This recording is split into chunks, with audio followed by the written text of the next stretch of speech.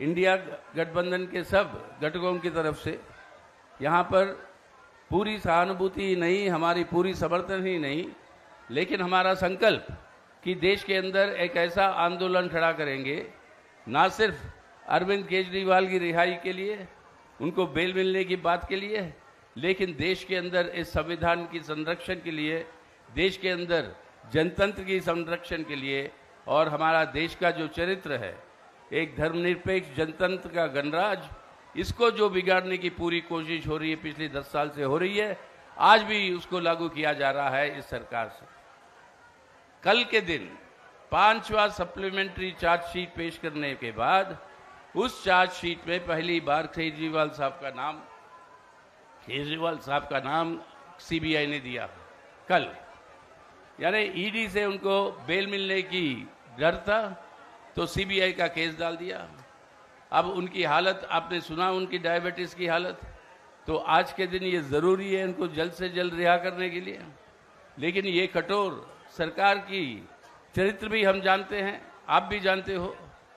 एक 80 साल का पादरी स्टैन स्वामी करके जो यूएपीए में बंद किया गया था, उनको बिना कोई सबूत के, बिना कोई चार्ज के, वो जेल के अंदर जो मरीज था, तो उसको इलाज की बात छोड़िए, उनको जो जरूरत की चीज थी वो भी ना पहुंचाते हुए उनको वहां पर उनकी हत्या की गई।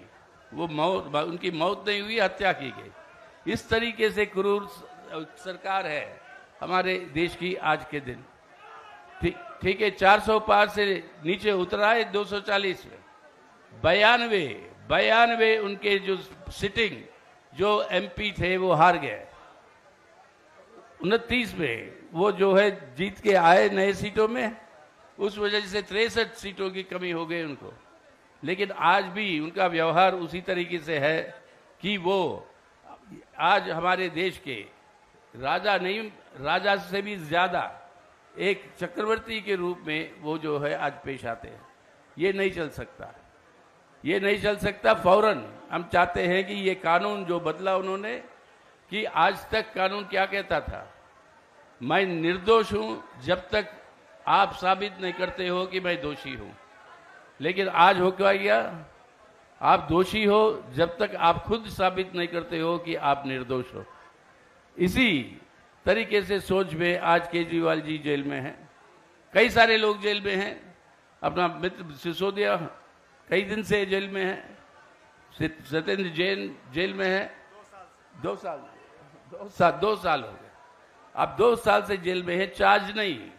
अगर चार्ज भी आप फाइल किया कल अरविंद जी के खिलाफ, तो जांच करो, साबित करो वो चार्ज सही है, तब सजा दो। लेकिन तब तक उनको जेल में रखने का मतलब क्या है? हिंसा करने की बात है, उनको जो है हैरेसमेंट की बात है, ताकि ये अपनी राजनीति छोड़े। सवाल केस का नहीं है, सवाल राजनीति का है। और वो राजनीति है कि आज भाजपा के खिलाफ, इस सरकार के खिलाफ आप जो आवाज उठा रहे हो, लोगों को लामबंद कर रहे हो, जो मुख्य उद्देश्य है संविधान को बचाना, जनतंत्र को बचाना, उस उद्देश्य को पूरा ना हो, इस वजह से हर विपक्ष के पार्टियां, इंडिया गठबंधन के हर घटक को वो जो है टारगेट करके आज जो है तोड़ मरोड़ के वो अपना सत्ता को और मजबूत करना चाहते हैं। ये स्वीकार नहीं है। जैसे पिछली बार ये स्वीकार नहीं है, ये ना होने देंगे। पिछली बार कई कोशिशों के बाद अब देखो ये घपला वोटों में 5.5 करोड़ के वोट के अंदर फर्क है, जो वोट पड़ा और जो वोट की गिनती हुई।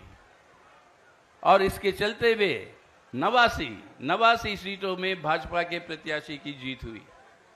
अब इस तरीके के तोड़ मरोड़ के मैनिपुलेट करके इलेक्शन कमीशन को और अपने सेंट्रल एजेंसीज का दुरुपयोग करते हुए वो अपने सत्ता में बरकरार रहना चाहते हैं।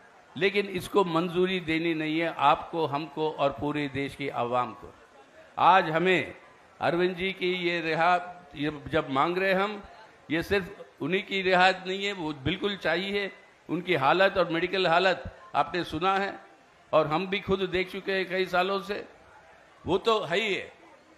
लेकिन उनको बेल पर रिलीज करने की बात हो रही है तो उसका मतलब ये भी है कि हमारे देश के संविधान की रक्षा, हमारे देश के जनतंत्र की रक्षा है।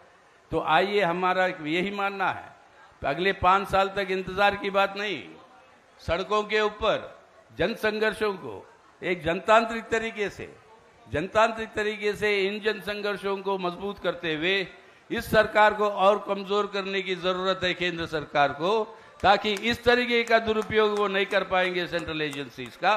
और साथ ही साथ फौरन हम चाहते हैं कि अरविंद जी का बेल पर उनका रिहाई हो फौरन, और केस जो आपने कहा ये चार्ज है, तो चार्ज को आप साबित करिए और उसके बाद कार्रवाई करिए, लेकिन तब तक उनको इमीडिएटली बेल पर रिलीज करना वो अनिवार्य है, वो करना चाहिए। मार्क्सवादी कम्युनिस्ट पार्टी इंडिया के गठबंधन के साथ खड़ी हुई है इस सवाल पर, और हम सुनीता जी आपको और पूरी आपकी पार्टी को, कार्यकर्ताओं को, सबको हम ये आश्वासन दिलाने चाहते हैं, कंधा से कंधा मिलाकर लड़ते रहेंगे, तब तक इंसाफ नहीं मिलेगा।